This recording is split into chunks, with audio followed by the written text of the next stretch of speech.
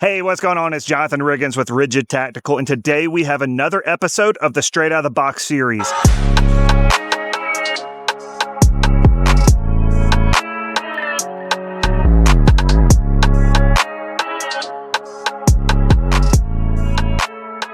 And today's episode is actually a really cool episode because this gun was loaned to me by a friend. His name's Joseph. We shoot together, and so he picked this up, and he asked if I would like to shoot it, and it is brand new. He hasn't even shot this, and he left it with me for a month to do this.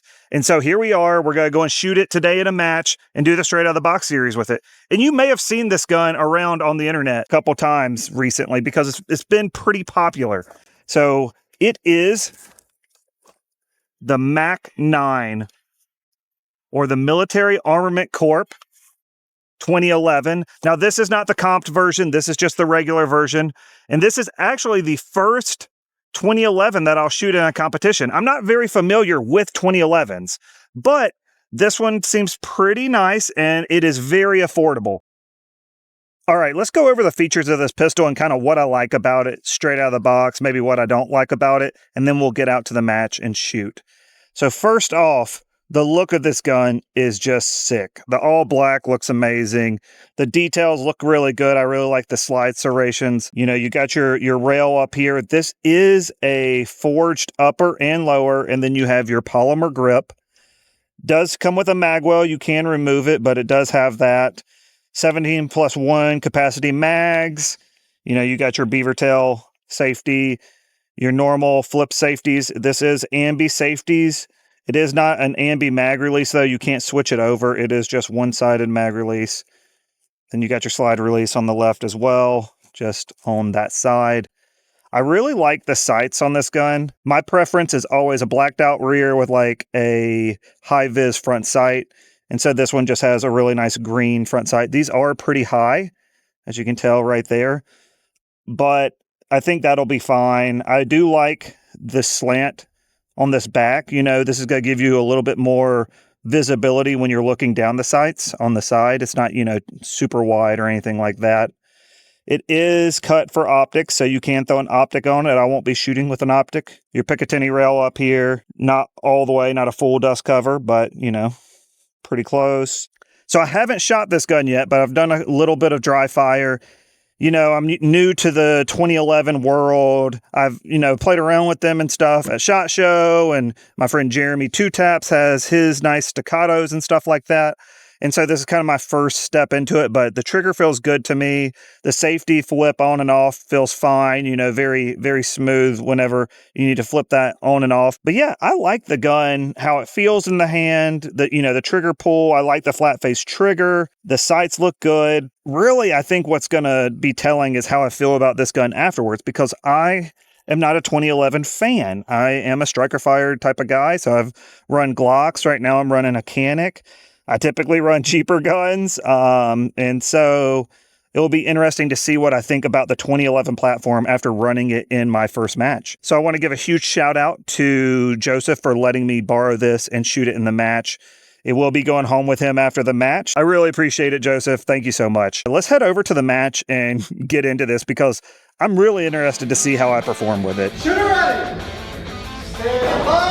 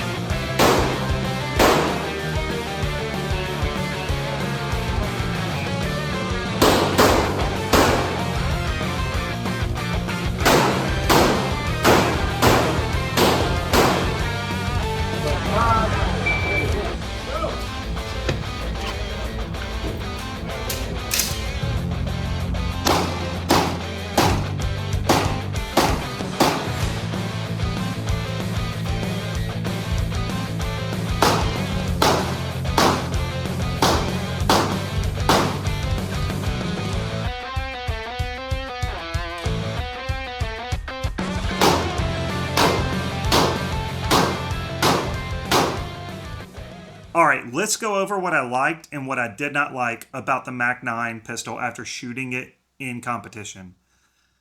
So first off, I just came away underwhelmed by the pistol. It's just not refined enough straight out of the box to be ready to shoot in competition. There's just too many little issues with it that need to be honed. And so my overall thought is if you're looking to buy a 2011 that you want to kind of work on and refine and just learn the 2011 system, this is probably a good pistol for that, but don't buy this pistol thinking it's going to be ready to go out of the box to compete against a Staccato or a Platypus or something like that has had a little bit more work done to it by hand. You're going to have to put some time and effort into figuring out, the ins and outs of this pistol and what works and what doesn't, and kind of honing some of those issues that don't work, working those issues out. So this was my first time using a 2011 pistol in competition. It does feel good in the hand, I will say that. Reloads and stuff were a little iffy with me just reaching over to that mag release, and it felt like the mag release was a little stiff. And so, maybe if that was a little bit lighter and easier to hit, then maybe I would have liked that. Overall, the gun looks good. It feels good in the hand, but when shooting it, there is a hiccup in the reciprocation of the slide. And I have a little bit of video of that. Hopefully I still have it, so I'll put it right here. And as you can see, is when this gun reciprocates, it kind of hits two different walls. The first initial wall, which is the trigger, I believe, being pushed back. And then there's another weird little wall in there that makes the gun kind of hiccup as it recoils. And this made it very difficult to have good follow-up shots because my first shot would typically be good, but the second shot would not be because it was just an unpredictable recoil pattern. Now, personally, I had no issue with the trigger or anything like that, but after letting some other 2011, we'll say snobs, guys that, used to shooting nicer 2011s, them touching that trigger, testing the trigger out and stuff, they felt like this trigger was way heavier than it needed to be. Now, personally, like I said, I didn't feel that. I'm used to shooting striker fired pistols. I felt like this trigger had a nice wall and a nice break to it, but they thought, it was a closer to a 6 to 7 pound trigger, maybe even 8, whereas I thought it was like a 4.5. But for them and them being used to the nicer 2011 style triggers, they thought the trigger was crap. So I will say that for me, not an issue. For them, definitely an issue. Overall, it's a functioning pistol. It will function out of the box. It will shoot, but there are some issues that need to be worked out. I have handed that back off to Joseph.